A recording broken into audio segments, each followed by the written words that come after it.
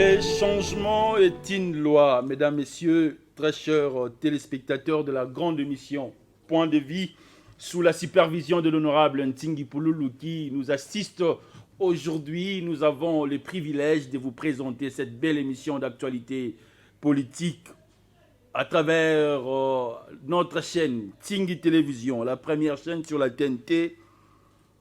Point de vie. Point de vie reçoit pour vous ce soir l'honorable Prince Mbouyi, analyste politique, patriote, près du chef de l'État. Il a toujours l'habitude de défendre la vision du président de la République, Antoine Félix Tshilombo Tshisekedi.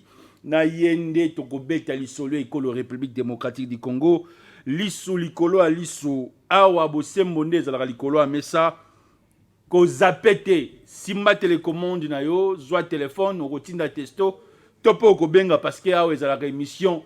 Il y a vérité. Moi, je Prince Mbouyi, Mbote. Mbote, un journaliste. Mboko bakutena yo pour la première fois dans 4 émissions Point de vie. Bah retenir d'abord nini par rapport à la présentation. Quand on est au lobby, un analyste politique ultra patriote, où il y a l'ingé kolo, où il y a Katia Mikoua na Isaka et kolo, où il y a bengi na façon de des pères et des mères. Naza coordonnateur, il y a structure moi bengi kaiko réseau il y a association. En même temps Naza coordonnateur, il y a bureau il y a honorable député Maindo scolastique. Prêt à répondre à la mituna nyo sona poko alelo. Na ya opona yango. 089 0060 149. Aux libre place aux alliés à Gobenga biso. Aux libre place aux alliés Yakotuna Mituna. Dans quelques jours, le secrétaire d'État américain a sillonné Bamboka et Africa, a kozala na Sud-Afrique, na Rwanda et puis na République démocratique du Congo. Est-ce que la présence du secrétaire d'État américain peut apporter solution na nzela ya kimia na mboka na biso République démocratique du Congo? Est-ce que lelo bandeko bakufi na ngambo est de la République nenge semaine to leli bango nde sali pression wana pour MONUSCO akende? Parce que le gouvernement mboka na biso essaie joaki motindo to pe mokano porte-parole ya MONUSCO il faut akende. Premier sujet d'actualité to pesio maloba mwana mboka Prince Mbouyi. Koya ya sous-secrétaire d'État américain en Afrique. Tu dois attendre le Cameroun te ya kitoko na kati. Tozui tango mabomo inabiso na banda to yena botami na mboka oyo. Banda tozui oyo babengi l'indépendance. Tota ila kaka ba mindelo na bakoya na eloka malonga. Bakoya makambo bongwana. Ba sala élection na bango kuna oyo kuna soka leki makambo tozelaka toujours na sima mindelo na ngo tozaka kotika na pasi. Mboka ezo continuer kaka konyokwama. Peuple azo konea ko kufa ebale ya makila eza ko tambola kaka na Congo bambula na bambula poto taila bato wana koya na ye na Afrique etali biso te e ko changer pe loko moko te na Congo. Pour na changement eza na Congo il faut biso moko to telema to zo destin na biso na maboko to bunda etumba parce que ye wana azoya sous-secrétaire d'État américain wana azoya na Congo. Mais ayebite ke mboka na bango eza na kati ya makambo ba prédateur ba ko piller mboka na biso. Qu'est-ce qui est caché? Voilà. Ce qui est caché na Simone eza nini? Ba na bobangi, ba na somo ya komona ke makambo maningani. Congolais a telemi, a zui destin na na maboko po abunda po makambo changer na mboka na ye. Et sali bango somo. Ba moni ke to pusa ko kosa ye mingi, to pusi ko nyoko la peuple mingi. To bomi mingi na minute à telemi à renverser la tendance et il y a un grand risque Congo a basculé dans le monde il y a russe côté ya ba communiste yango bazo banga pour ça toke na ngambo ya Russie na ba chinois na kanti rien na bango wana ba prédateur ba tondi ba fanti biso guerre pendant plus de 30 ans na mboka na biso ba teli biso MONUSCO na nko ba teli biso embargo na nko to se défendre te ba agresser biso ba pesa mandoki na Rwanda pour akone ko agresser biso pour bazora toujours richesse na biso ba moni ke so to telemi to pesi elongi na ngambo ya Russie bango bakozanga lipa kolia nde kolenga wana kobanga wana nde bazoya po balalisa biso suki esaka ye moko te. Président français auto osala tournée en Afrique yaki ya nini précipitamment yaki po ani kolenga bakobanga oka ye abimisa kona munoko na ye bokeba na Russie bondima Russie te bakokosa bino babosenge bango nde bakosaka biso depuis toujours bakosa biso indépendance nzoka indépendante bakotia biso ba guerre bakonoza matière première na biso bakokabola biso tobomanaka babangi siko bamoni ke lokola Mali akendeki lokola Centrafrique akendeki soki RDC akei ba perdre Afrique parce que biso to cœur ya Afrique mokoloka RDC na lobaka na lekaka na lobaka le nyos mokolo RDC akotelema poso moinde kozwa valeur na monde entier Afrique ekoningana bazobanga po bomengo oyo bango badondwaka nango bozwi kolia vi malamu bana nango eutaka nde pa na biso bakobanga ke soki tobascule toke na ngambo mosusu ya Russie tozwi mandoki tosali mosala topupoli baguerre na bango wana na MONUSCO tu bakei bakozangelo ya kolia misala ekozala te na mboka na bango yango kolenga wana bazoya kosala campagne na Congo bazoya kosala campagne na Afrique mais tout ça nous avons un gouvernement qui est faible parce que pression yonde outie pas la population yango moni lelo mo panique côté sur le chiquier international mais gouvernement wana azosala mosala na ye mais aza limité parce que baza ko dicter ba loi ba norme internationale yango gouvernement aza pe affaibli quelque part armée na biso so balingi ba avancer basuki bazongisi biso sima ba empêcher biso to somba ba arme nyoso ezanine bako sa politique on apprend à maintenir biso na faiblesse po ba yemba ke boza na armée te mais biso za bilombe na Mamadou Ndala za elombe asaki musala to monaki yango tolo banani buza mabe to ke na jana ba umma mais bilombe wana babundaki etumba bazelaki bazwa budget lokolo bapesaka na MONUSCO te bazelaki 20 ans 22 ans te na moi makoki ya moke bakisaki bazali de père et de mère babundaki etumba kaka bango wana prédateur wana babomeli biso bilombe wana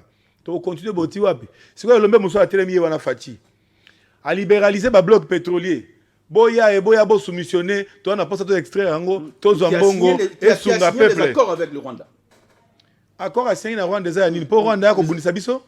On a suivi Martin Fayulu qui a dit aujourd'hui il y a des accords secrets où il faut pouvoir en place et révéler un gros lelo sur la table ou sur la place publique pour être République démocratique du Congo dans la sauver.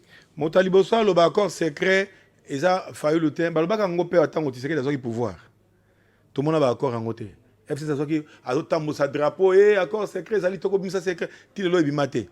Bongo Fayulu okotangela ngawana asali na mboka oyo. Fayulu okotangela ngawana eloko nini omoko Fayulu asa pona peuple congolais bazobo ma peuple lelo tina Nations Unies tie mandoki boyo ba soda ya MONUSCO ba tie mandoki ba okase barrière ba bomeli biso ba soda Fayulu afungoli mbanga ba bomi peuple banda mo peuple lelo plus de 20 ans fleuve de sang ezo couler Fayulu afunga mbanga pona yango te yo tanga Fayulu awa pona tika botika tout en résistance alors tout en résistance ou bien opposition na mboko très bien opposition na mboko ya wapi toyebaka biso okoli na mboko tobotami toyebaka opposition symbole ya opposition ezalaki les sphinx tata na biso molimo ne pana na kimia Tshisekedi Etienne wa Mulumba azalaki na contenu na discours na ye et quand il parlait oyoki ke mokili ezalaki koningana Mobutu azalaki elombe mais na kiti na ye azalaki koningana tata na azalaki koloba lelo yebisa ngai opposant moko akotelema aza na discours oyo bakoyoka ye na peuple nani nyonso okotanga wana discours na bango eza creux Fayulu ozoloba abandaki ya makelele ngande na longi etumba ngande vérité des urnes lelo akanga mbanga na ye na vérité des urnes alobela yango sute opposition lelo ya na discours te ça veut dire surtout na opposition awa eza de façade eza ba montage lelo moko telema koloba ke tozali en face ya diplomatie agissante et ko sala musala yango na koma wana papa na yebisa yo oyebisa population kolanda tango nazo yebisa population tango yo opposition na mboko ya tango Tshisekedi ya telemi Etienne a lobby peuple alandi yokinga discours na ezaki na contenu lelo eza vide pourquoi eza vide parce que force tellement ya bulldozer to na pouvoir leadership clairvoyant to ça na pouvoir lelo chef de l'état otozana ye lelo yo de père et de mère Félix Antoine Tshisekedi diplomatie tata na zo beta bazo kokate na monde extérieur na opposition na kati baza kokate ça veut dire succès en succès ba réalisation ko sala façon azokende na pouvoir, façon azotambusa politique, ba opposant nyonso, ba bukani, ba komo kende, moninga yaka to sangana to meka koloba ta boso ba koyoka biso. Yaka to kende na ba catholique to sangana, ba catholique ba longwe mosala ya kosambela nzambe. Ba komo sala mosala politique. Ezali sumuta. Tobite ezali sumu. C'est parmi la mission et le rôle à Moussal de défendre la nation. Yango na laksa to compter bango parmi ba acteurs politiques. Très bien. N'est-ce pas? Maintenant les lots acteurs même Jésus-Christ on lui appelait le roi des rois, ça il peut politicien. OK, papa na yoki. Lorsque le pays n'avance pas, ils sont libres de dire que diplomatie à Kagame et qui abisso. En tout cas, je concède. Très bien. Mais alors, tant que bazolo ba diplomatie à Kagame et qui abisso. Oui. Parce que les Rwandais sécurisés. Tata. Très bien. Et ça église catholique il y a Rwanda to ya Congo. So que ça ya Congo na quand il faut changer discours. Bango ba catholique basani pona mboka oyo. Peuple azo kufa catholique a osani. Kuna place ba ko boma peuple na est nyonso wana catholique ate a osani. Si bango baza na pouvoir makasi ya nzela ya pape. Baza pe na mot à dire na Conseil de sécurité des Nations Unies. Ba osani. Ba okosa biso na prière, papa alobaki kazo sambela pona bino to pongi wana to lali yango mbula na mbula to lembi. Lelo to mona elombe a telemi. Alors ba bloc pétrolier yangoyo oya sana mbongo ya to extraire ote botika mwa ndambo ya ONG moko international so ya mboka nini ba ya kotia makele na mokonzo ya mboka nanga a décider pour na mboka nanga bango kotia makele ono ba ko extraire yango te danger na humanité. Donc makako za na valeur makako ba protéger ana valeur ko les congolais yebisanga tango Uganda zo extraire pour pétrole plus de 50 ans. Tant au Rwanda zo extraire, on a sa pollution te, et ça obéit sanini environnement te, kaka congolais. Tant à télémien extraire, non, il y a des agendas cachés. Balingito tira kaka pauvre, bango ba kaka kotoka ekenda. Balingito congolais pas bimisa.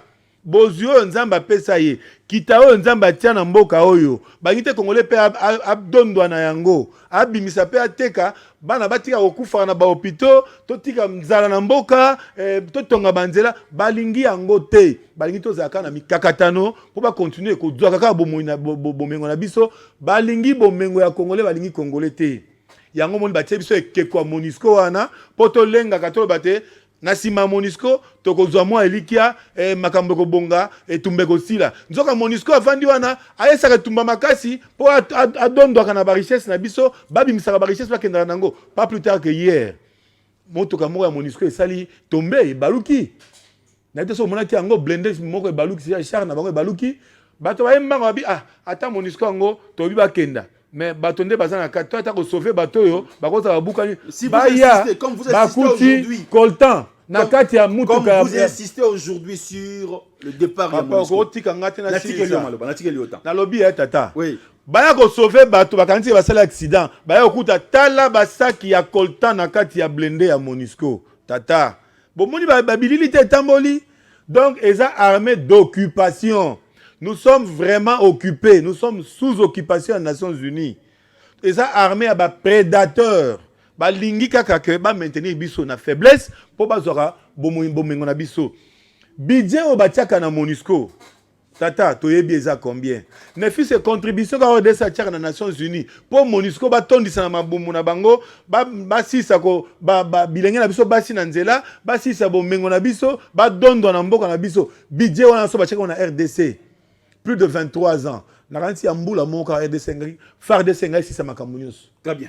Mais bazui bomengo wana batiaka na force ya libanda ba faire croire biso que MONUSCO osa quelque chose et MONUSCO otia paix et l'autre côté. Mais ba pinga ya ekolo na ngai ba pesa bango makoki ba kosa mosala guerre wana ekosila wana ebisi yo tokota la secrétaire d'état américain te tokota la MONUSCO te MONUSCO akende na lekaki na lobaki yango na lekaka mbala nyonso na betaka sete MONUSCO akende akokende balobaki yo tozana arme te to loko te to sous embargo même auto mérité te oui na ba na loko moko soni ya koloba lelo diplomatie agissante ko sala mosala soni ezate parce que mais toko continuer na embargo tata embargo yo otangela ngai et ba arme bango ba tekela biso l'équipe peuple na makasi arme ya so biso dans la population tant population telemi bango ba tondi mandoki balengi bazongi sima lelo boyoki commission d'enquête et puis si ba résultat na moins de temps o ezaka ba sala enquête et tika beboy to yeba tina te to yeba moto na makote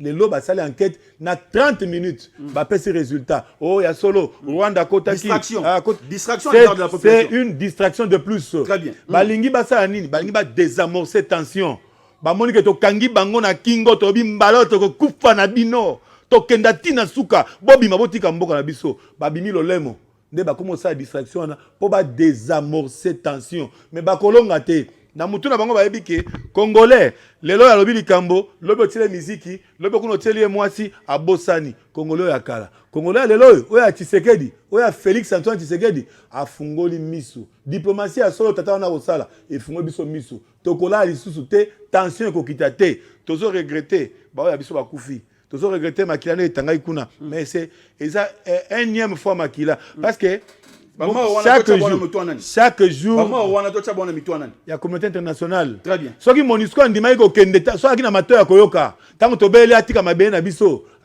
liwana ba moko banga bazate bato bakufi pona nini pona batigami babite biso bato taka bilombe boya eloko pamba makako aleki bino na valeur soko sakani to boma policier linga tuna soldat linga tuna mais nakata mutu ka wana vamboleka bon na vérifier ba beti masasi ba bomi to lokwa bataba to lokwa banyama ndeo bango bakanisi mais lelo yo ata bozolo bake porte-parole à MONUSCO ba bengani ye et tout ça moi mobali wana babi menté il en restera toujours quelque chose ça dit beaucoup il a dit la vérité justement oui bakosa kati ekangi na mongongo moi mobali wana wa kosa akwa contrôler situation te à sanzi mais batika ye so ba benga mo mbalo ande changer nini eloko te to na posa nde MONUSCO kende tango ba kosala wana eza distraction porte-parole wana lo ba bengani akei MONUSCO a changer politique na ite azoko ne ko piembo kana biso bazoko ne ko boma peuple congolais bazoko ne ko pesa ba arme na ba rwandais bazoko faciliter bango meni renseignement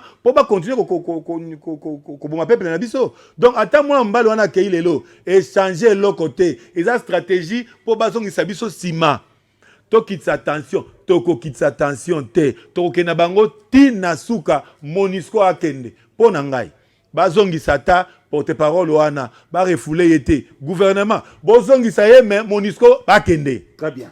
089 0060 149 et c'est le temps moment osiko et un moment ya kosala ko emboîter les pas na chef de l'état diplomatie o sala ki makasi mwa mbala batako bunda akende gauche azonga droite atako bunda pour avoir solution mais tout ça ba institution ebe na mboka oyo mine mais ba institution yo ça nini pour na likambo diplomatie qui makasi bunaka nezo occupé tilelo tata oui pour ne fils que Nations Unies va reconnaître oui pour ba reconnaître ne fils que Rwanda kotina ba arme na ba soda na ye nde ba bundaki pour ba boto ya bunangana papa esa diplomatie agissante c'est la force de la diplomatie mais to suka wana te o esa déclaration juste la commission d'enquête ils ont le côté devant Nations Unies il faut donc que na conseil de sécurité des Nations Unies babi misela biso traité en rapport na agression rwandaise na mboka na biso nde na yango tokozwa makasi pona kosala makambo elandaka na sima justice internationale et tout ce qui va avec mais so teka na po ba déclarer ki na commission d'enquête ezali conseil de sécurité des Nations Unies ça dit ezanano eloko pamba olandi ngai il faut to bunda na ko bunda wana il faut parlement à téléma a convoqué session extraordinaire bako vanda lelo badon dans la vacances te mboka ezo kokufa armée d'occupation bomi ba soda nazo senga mboso tata na biso a convoqué session extraordinaire pour na likambo ba MONUSCO bako boma biso so to longwe wana to kena ba ambassade na biso nyonso ba ambassadeur nyonso place ya zali bazo ba élément nyonso na MONUSCO ndimi ke bomi peuple bazo batambo na ngo ba ba peuple ba mboko ba sika bazali wana ke congolais ezo kufa communauté internationale ezali contre Congo bako boma bato kuna comme ça so basali diplomatie wana nakanisi to koma na point ya komema bango ti na conseil des nations de sécurité des Nations Unies et puis to zwata ne fils que moi article moko o eza kosala ke to longola likambo etumba oyo. Très bien. 089 0060 149 na manso invité à Goloba lelo na ningaki directement na changer thématique et émission mais le gars ici na pesa ki yango na tiango l'air de la vérité. Donc, au changer de titre, on a mais ah, on a l'air de la vérité. Prince Mbouy. Nazolanda papa. Mwana mboka. Tolandi lettre à Kabound. Tolandi tweet à Kabound. Est-ce que Jean-Marc Kabound à Kabound, Azali Lelo, opposant fabriqué par Félix Tshisekedi? Première question. Comment?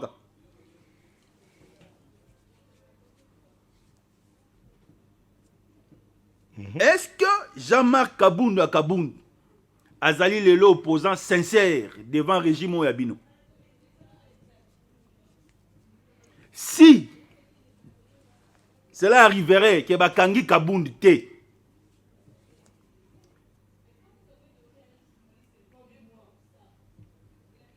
na manso à lobby, vous allez fier de défendre l'état des droits.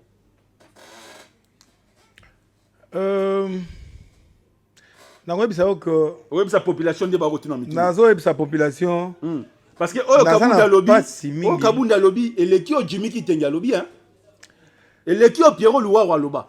Nazana pasi mingi oyana etando oyo pona kolobela songolo babengite Kabound. Très bien. Kabound ane lokote asala lokote na mboka oyo. Yo kanga bien ane lokote asala lokote na mboka oyo. Ni na politique, ni na maçonnerie, ni na menuiserie. Kabound asala lokote na mboka oyo. Tango bokola na maloba Kabound boko pesa ngo valeur. Kabound alobake chef de l'état azo mibwaka na jouissance. Na kwebisa bino lelo. Peut-être congolais azo bosana. Chef de l'état nangai Félix Tshisekedi que je salue en passant. Oh Elombe, toi simanayo. Eko Simba. Tata wana vandi 3 ans na pouvoir chef de l'état mboka mune lokola Congo. Alala kananda kwa 2 chambres na salon messieurs. Oh, il y a Tongi Koutouté au Mobutu à Tongara Kala Maréchal. De heureuse mémoire. Et ça lui paye à Maréchal qui a cité à Oya. Bon, ça qui peut citer à Oya quoi Mbaba Paya. Ndemo Konjambo Kanangai, Alala Rakuna, Tongo Midi Poka pendant 3 ans, chef de l'État. Ah ouais, Tonga Pe Villa quoi Kabound. Soka Zaki jouisseur. Soki Azaki jouisseur. To banda na réalité, to c'est la réaliste. Il y a une question. Est-ce que ça lui oppose au fabriquer? Mbongo kende wapi parce que Kabound atongi villa azoki mbongo wapi. Donc nzela mbongo kende yango wana. Atongi villa na moins de temps, na kati ya villa na ye ebale même ezali oyo bambisi bazali bangando bakotambola. Avani na poko bo bandeke bakoyembela ye na matoyi. C'est ça la jouissance. Mais chef de l'état oyo yangai, avant na ndako 2 chambres na salon na cité oya. Nana yo sa jouissance. On peut continuer. Quand on a Kabound wana, na yeba Kabound tango na IDPS. Biso okoli to botami IDPS. Kondo Etienne Tshisekedi anyo kombo mo ina ye mobimba poasa liboke wana. Na sima na ye oya ko dondwa kokoma Kabound akomi na identité douteuse. Nde Kabound wana. De deux, ba pesi e moi chance, loka chance loko pamba, azui mo ngwende ya kotambusa na IDPS. Motali boso a paso IDPS lokwa talatala lokwa miroir e panzani. Yeah. Et yindi na IDPS bako benda na bako beta na makofi oyo ezaka te na tango akala likolo ka yayo ko beka otangelanga kombo wana Kabound. Aye azui chance loko pamba lisusu amati ake na Assemblée nationale. Azui chance wana 2 fois. Na perchoir. Asaki nini? Kaka FCC otoyebi abomaki mboka, mais FCC azoki ta ko juger kazaki vraiment na incapacité notoire pour na osala ta musala na Assemblée nationale. Boyebi angote après kozwa baduye ka bandi pouvoir, abandi jouissance. Babitala oto sakana e bien. Ba matière likola punda, ako dondwa, ako mona peuple loko pamba ngai nde na dji bokonzi. Oh ngai Jean-Marc Kabound, tala lengango ngo ya bokonzi. Ayeba ka peuple. Yende jouisseur. Tu serais déjà jouisseur. Très bien. Bambongo ko bima lobi ke mbongo ko bima. Butu moi. Et ça simple yango procurer ya benge yaka ko to pe mena ngate. Ola kisangai loko za moi ma preuve yebi yango bino mo fabriquer. Nana fabriquer parce que le monoko na ye azana appétit démesuré à pouvoir. Azana ba ambition koleka même eleki mapata. Ambition ça ma bête mais eleki mapata te. Il faut mitala par rapport. Mais tant qu'il y a une politique pour finir tata mokonzi, il y a une politique contenu vide. Le lot a bandi politique a bandi en mabe. Kabound. Ndeko nanga me kakozong. A bandi déjà mabe na premier pas na yi. Très bien. Parce qu'il y a un CV mon côté, a une carrière politique mon côté. Sera arrêté. na justice hein. Très bien. Tu vois place ya justice, tu vois influencer justice té. On a influencé justice. Oui. Na lingi pe ngana yo to za lokola jamais kabundu te balinga ko influencer justice. Akanzi ko babengisi ye akumbi tuluku ya bato basa makela kanzi ya kobangisa justice na mboko justice yali. Très bien. Pe ko kata likambo wana. Ngana yebi akoko moi maele mokoto yebi ya justice akokweya. Akokangama. Akokangama. Au cas où akangamite. Papa, au cas où on est zaté. Très bien. À quel droit au but à Kokangama. Il faut que sa place ni ba hélicoptère ba avion autres ba millions. Très bien. A dénoncer que ngote pona nini. Donc il est pas zaki na kati. Alors baki yango malamu abeka zaki opposant au pouvoir. Ah opposant au pouvoir. C'était un opposant dans kati ya pouvoir. Qui opposant au pouvoir ndé PCA ba carré mini à ça na Katanga. Qui opposant au pouvoir ndé PCA villa na 30 minutes à Tongia ngokuna na Kingabwa.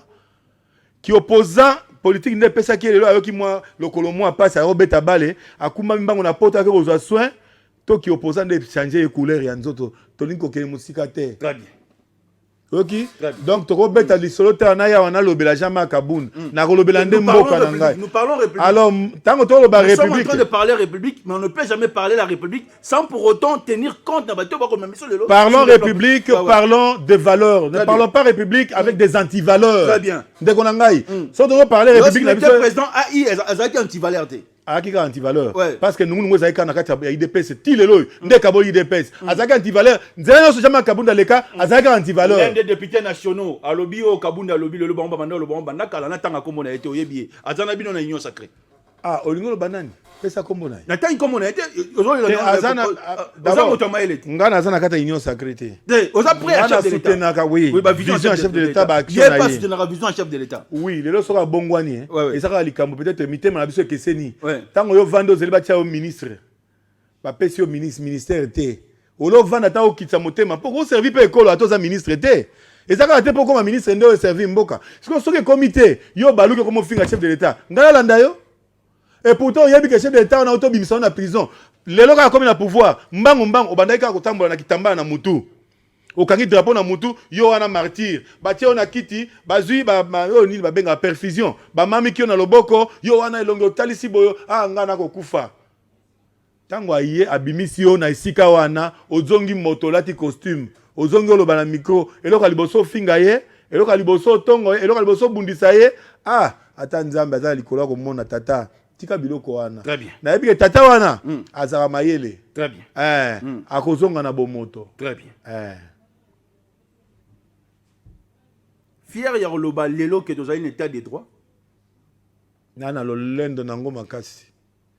Mbali boso na mona mokonzi en fonction aleki na justice. Pe ami kitisi devant justice ayeko samba.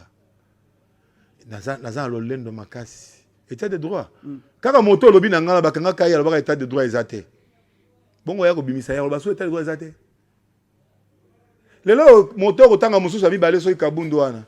Adondo ya na kati ya jeep na ye a okeni. Kabunda. Eliezer pa bangisa mindeko Eliezer, député national. O lobi lelo makambo kabunda Frank Dionga lobi bango baloba bango bandakala. Mais attends, mais Frank Dionga lobi nini o eza e yasika. Et le quoi événement exact et ça m'a comme to yé chemin à papa vision à papa bozan nango le soute vision en grand frère bozan nango soute il y a état de droit ce qui batia que ministre nga ba vision ezali papa et ça parce que ba appétit na biso démesuré hein orgueil personnel to lingo tika te pour te servir école. Très bien. Mais so batia que ministre langage nga ibimate. Très bien. Et lo koni nezo justifier lelo que le président de la République, Antoine Félix Tshilombo Tshisekedi, c'est lui qui gouverne toute l'étendue de la République démocratique du Congo, aussi longtemps, à la possession territoriale. Bougoumestre Kabila Tikaki Bango Baza Tilelo. Mandataire, il y a une entreprise publique, Bango Baza Tilelo. Pourquoi Azo changé bangoté aussi longtemps IGF Asali Mosala quelques mandataires au bazo gouverner les entreprises publiques baza ciblé. C'est comme si votre régime est rendre Assemblée nationale faible na ba députés nationaux basa la Mosala na bango ya contrôle parlementaire. Na koyebi sayo que mosala na linga kotango ozwaka temps yo raisonner parce que quelque chose que koti ozaka bon na eza mbala moko na kopesa we yano ezali na kobongola nde lingala po monoko ese mese na mwa malopoto na kobongola lingala mais réponse ezali très bien olobi nanga que rappelez un peu question ya nasuka ba bourgmestre au Kabila tikaka ba soki territorial lelo yo ndengo zolo bageza na maboko ya chef de l'état te mais ayaki mpona kosala politique ya vengeance te ayaki kosala politique ya tindika tiaka le tokenda te ayaki kosala politique autrement balobaki armée ya Kabila te n'est-ce pas lobi aho misaki armée ya Congo azongisi kaka elongi ya FARDC wana elati kaka image ya Congo ezaki simple bato te système nde ntango ayaki kodeboulonner système bato te babourgmestre koloba banani baza na bango na esika premier te système nde azodeboulonner esili nano te soki bazocontinue kaka lolenge wana bazomarche na vision na ye te mais aza na pouvoir alobaki naza na bic rouge nano esili te ebandaki mboka ya monene makambo kosala ezali ebele apesi bango tango moto na moto amimanyola anyoloka asalela mboka. Ce n'est pas Kabila qui dirige aujourd'hui autrement. Kabila a dirigé na nini autrement parce que les gens qui étaient avec lui bazo continuer tilelo. Non mais bato wana bazaki ya Kabila te bazaki bana mboka esaleli nde ezalaki mabe parce que bazaki kodicte bango système ya mabe ya kosala ya koyiba ya koboma ya kosala nyonso bakosala ye akotisaka bakongomani akozwa bafrançais te akozwa babelge te mpo baya kosala kibourgmestre kaka bakongolais mais seulement oyo boza na ebonga apesi bino chance bochange nano mentalité bosala politique autrement soki abandaki kopupola bango ndenge azala ah voilà ye allez vengeance azosala bo te aye na politique wana te aye na politique tosangana elongo to avancer totombola mboka bokondane mpo na yango ifala banolongola bato nyonso abandaka tango asimbi kaka leva boyoki ndenge elobami te simba zonga benda bolingaki etina ya bourgmestre bulu yeke toza na posa nango te toza na posa ya bato bachange façon ya kosala politique basala lelo politique mpo etombola ekolo batika kosala politique ya libenga na ngai na makangu na ngai lokola oyo basaleli biso na baprédateur oyo batongi bavilla na 30 minutes et puis après lobi bakomi na bacarré minier bakomi odondwa na mboka oyo batelema bafingelanga chef de l'état bakokangama wana eza pays de droit. Ce n'est pas parce qu'aza chef de l'état mais c'est parce que kaka ntango oyo balikambo oyo eza solo te na kombo ya moninga papa yaka na justice kasi opesa bapreuve so oza nango te mais justice osala mosala na ye bokobenga acharnement bokobenga nyonso lobi même osali mbindo na yo après oluki lidusa kobimoloba ngai mpe naza candidat chef de l'état mpo soki oyebike bakokanga yo na justice ekoma o voilà acharnement eza wana te il doit répondre de ses actes. Très bien. Na mois d'avril mwana mboka Denis Kadima aleki na Top Congo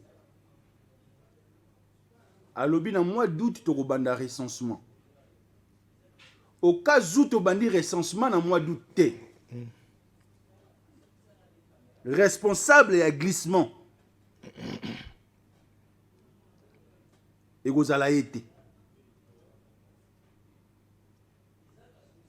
sincèrement est-ce qu'on a 2023 parce que yo ozo soutenir vision en chef de l'État sous Félix Tshisekedi le Congo aura des élections crédibles en 2023 très bien parce que les autres comme déjà dans le mois d'août mois de juin c'est l'équipe recensement totalité ni carte identification peut totalité tata wana kaka ntango azobunda mpo asala kaka recensement botomboki bolobi te soki bani recensement elakisi ke alingi aglisse mboka mbato ozata na carte d'identité te toyaki ata na passeport lisusu te kongola azangaki ndenge ya kovoyager permis de conduire koloba te. C'est comme Joseph Kabila.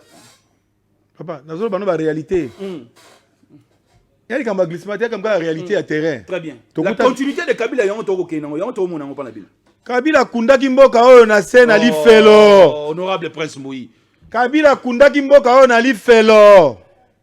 Tata wana ye azo bunda moke moke ti atombola mboka to komi ata kotala pe tobi to moni moye lobi tongo kotana Olandi. Donc bamemaki mboka musika misala ebele ya kosala ezali soki tata wana lobi ke yo avec ton recensement en mois de juin. Mais justement, mais quand tango balingi au banda recensement bino botelem lobi te to bo recensement pour recensement et comme mabiso au-delà de 2023 bolingi nini soki bolingi ba élection faut ndima recensement parce que pour ça élection on a na statistique nini exacté ba donner exacté au brossa la élection il faut impérativement passer par le recensement. Recensement, bozu carte d'identité. Très bien. Ndep si banango, ba répertorier bato ba ko voter, ba pesi une carte d'électeur. Mais le lo yeb sangay identité ni boza nango, boza sans identité. Et un pays sans identité, ma ponomio bo rato sala mbango wana za ma ponomio mondela za ko imposer pour à côté ça toujours sentiment makambo na ye alonga kaka tia ba o yi alingi. Biso olingi yango te parce que ça to uti na école la démocratie. Toyeba toza nombre boni na mboka na biso boni ba ko voter pour toyeba ko sala quand même ba statistique voilà toko bato ko voter baza 10 000 na 10 000 wana total bana ba voter te baza 2 000 8 000 ba voter total par rapport à so 6 000 ça veut dire yo gagner mais toza na terme à référence te toko sala élection ndenge nini kaka 2023 2023 ngana ko préférer tout na place à tout na élection en 2023 tout na ngai d'ici 2023 est-ce qui est au côté na est tout nanga est-ce que nzale aussi là tout nanga d'ici 2023 peuple le lieu penser élection té tata wana zangani na zobi na lobby hein très bien il y a pas na toute une question population zo tuna peuple penser élection té élection et penser recensement banda élection ya na mboka na biso et mema ndunda vous ne serez pas là pour l'éternité atako kabuni ta mazaki na bino mwana mboka la remise et reprise na Jésus mwana mboka ozo swani sanga to ozo pesa nga petana répondre biso banda bokumba biso et bembe ya démocratie bo mema na Congo retirez les mots na lobby bien retirez les mots papa eza na place tango et bembe ya démocratie na zongeli susu et bembe ya démocratie système mo fantôme ndebo bokumba nango peuple africain ngaza panafricain africaniste na makina na biso démocratie ezate mais mboka ya kotambola bakumu ya kalaka batambusa mboka na alima mindondo ezalaki te opposant ezalaka te nde kote tokuti ya mabe na biso yango wana boye na ebemba démocratie botieli biso banda ko imposer biso ba élection combien fois ça élection na mboka oyo eyaki na ndunda na nzuka ya nani esungaki mama azangi kisi po abikisa mwana na ye ebongisaki hôpital mama yemo bokoyebisa nga élection eyaki na nini ya malonga eloko te nyonso eza volonté ya moto homme politique lelo tozi homme politique oyo aza na volonté atongi biso elengesa tozi population en joie kobanga atongi biso ko élection et cause crédible en 2023 té yo lia élection ngana zo zaki sekela sala kanzela fufu ya nabika élection ebikisa moto te développement de tozo luka bo luka pe glissement développement eza impérativement il lobaki boko préparer déjà glissement tata congolais ana posa ya développement yango boko préparer déjà glissement et non élection. Très bien. Maintenant, ceux qui développent un sens, c'est tel la Chine. Comment Chine le l'autre n'est pas ça qu'à élection té. Mais bah golia kitoko. Congolais on a posé alia kitoko. Élection ba ko sa maman ngana ke nyo comme 5h du matin ke ko voter. Le bazongi passe na passe. Ba ba na pouvoir passe na passe. Makambo zo changer té. Monusco zo piller mboka. Mais ba Rwanda bazo continuer ko boma bato. Yebisanga élection sala nini. Na goma kuna ba bon bato élection ça matin tata oyebi sanga nini élection to luka kimia to luka bilei to luka ke mboka e changer to luka ke lelo luka fati asali port ya bongolo asali nzela aosala nzela kuna longba soki na kasumale sa kati soki wapi zonga na Zambie bima na Angola ke na Mbushimai ndelo ko to luka mamo aloni nguba na ye azo moya ko memango place ya ko teka azo mwa mbongo ale sabana eleki élection na ko ko mawalelo pozo toka ola ti veso ko toka mali les alias tata na ko lobano makambo eza naza makona nga eza posé très bien nabi hein ouais Kabila ça qui soki 20 ans soit 18 ans à pouvoir soit mais c'est simple malonga boko Rolanda te honorable président soit 10 ans à élection oui à sala nini na mboka mais na suka organiser élection na fond propre ya mboka na ye papa oui mbongo wana bongisa alobaka bongisa ngo sur élection fond propre oui mais bato okufa awa bazanga ata moi chloroquine ya komela pensons développement to longo ba imposer biso munde nda imposer biso élection biso na posa to lia to mele to zana kimia eloko liboso yango wana yoko wela élection en 2023 mais moto na goma kolela babomeli ye mama, babomi tata, bakati mwana ye moto. Azo c'est l'élection moto wana. Moto akokunda bibembe tongo midi pokwa. Lelo akundaki ya noko. Si malobe akundi ya tata mwasi, lobe akundi ya voisin na ye. Azo c'est l'élection. Te. Kongola ozela kimia. Kongola na posa alia. Élection. Eza malamu pona bino boko c'est l'élection. Ngana ozela condition de vie échangée. Élection ya salut pour na peuple congolais te. Très bien. Basali biso sinto tikali na 5 minutes. Ah. Peuple congolais. En 2021, homme d'affaires moko étranger. Président de la République a quitté Nazando à Bengani Hassan. Nikolo a dossier à Zando. Bato bateka na Zando. Mingi ba perdre bana na Zando à monnaie. Til est l'autre 17 mois après. Zando na tonga mite. Moto a tout ni motuna. Article 34 de la Constitution, bino bo violer yango parce que vous soutenir IDP vision en chef de l'État. Pensez-vous que dans un état de droit, vous pouvez aujourd'hui marcher sous la Constitution comme ça? Oh, bino bo la population à Kinshasa 17 mois après. Jean de Tongamite, entre le président de la République et le gouverneur de la République, qui coach qui? L'un des présidents africains, Thabo Mbeki, en Afrique du Sud, il a démissionné dans le pouvoir parce qu'il a été induit en erreur. Est-ce qu'aujourd'hui le président de la République ne peut pas suivre Ndela et Thabo Mbeki? 5 minutes. Chef de l'État Oyangai, Félix Antoine Tshisekedi, Azana Moussala Mingi. Agnataki Pesano. Azubo Moïna ya pesi yango pour na la école na ye. Très bien. Likambo azando wana na koyebisa yo ndeko, toyoka pasi biso nyonso parce que autant de famille bavandi bazangi ndenge ya vivre. So image wana ezalaki mena senga ki obanakala. Ngape na kondanaki yango. Très bien. Mais quelque part to pousser réflexion plus loin. Lelo moto na pota makile ko bima e ko punja. Okena no koluka kisi ya koya ko pesa ye na pota wana to ko banana no loko za na kisi te ozo ata singa o kanga ye na sika wana makila e kangana no eti ya ko bima.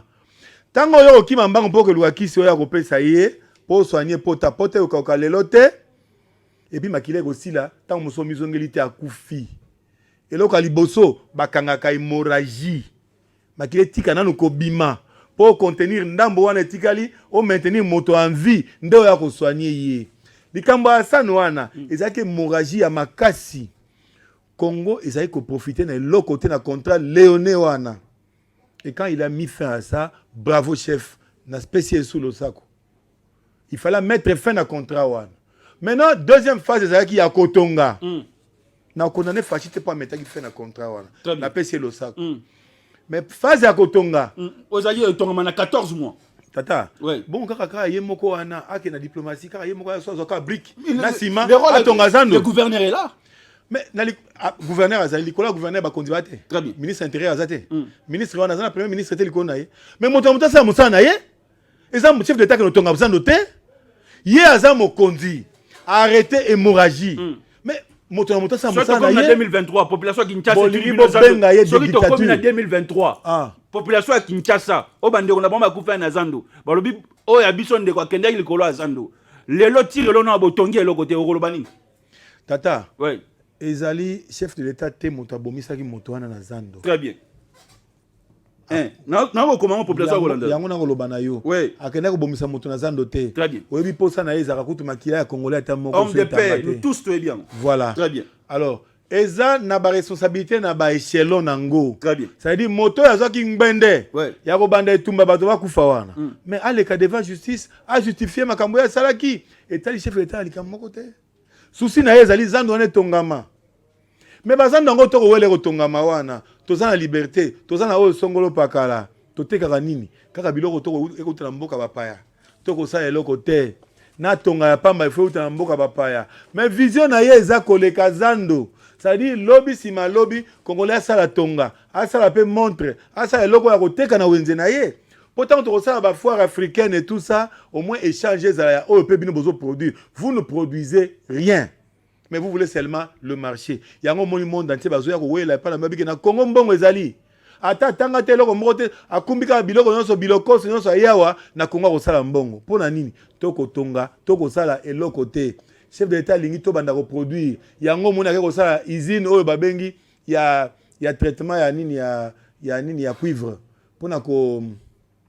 comment on dit na est kuna et salama jamais lelo ya bike ba bloc pétrolier yango ba soumissionnaire boya na sens ya ke développement pe kota na mboka ça dit bozu na biso e botela biso bomengo mais vision ya likambo zando za niveau ya chef de l'état te ba responsable bazali bomona gouverneur botuna ye pourquoi eza oumela bomona bien soki esimite ba gouverneur azana mokonzi na ye gouvernement azali mubutika chef de l'état sala pe musala o ya sengela sala na boy bobenga ye dictateur parce que auti na école la démocratie sanini to pe kolobani na bato ba koloba que dossier wane pemi parce que bozali lelo na majorité parlementaire soki bozali na ngote mais si ba invité chef de l'état pour l'Assemblée nationale ngako na préféré hein na dossier on a bako invité chef d'état l'Assemblée nationale pe saka makambo bulu yekete très bien mais yabe bato batangi bako inviter les concernés très bien.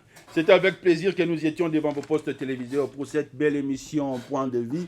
C'est comme ça ici. Ça se passe coup sur coup, comme a dit un jour Emmanuel Ramazani Chadari. Mais na sens oyo totombola intérêt en boka. Place aux alliés. Kanisaka malamu, Banzaka malamu, Salaga malamu pour la République démocratique du Congo. N'oubliez pas que les riches ont leur passé et les pauvres ont leur avenir. Ciao.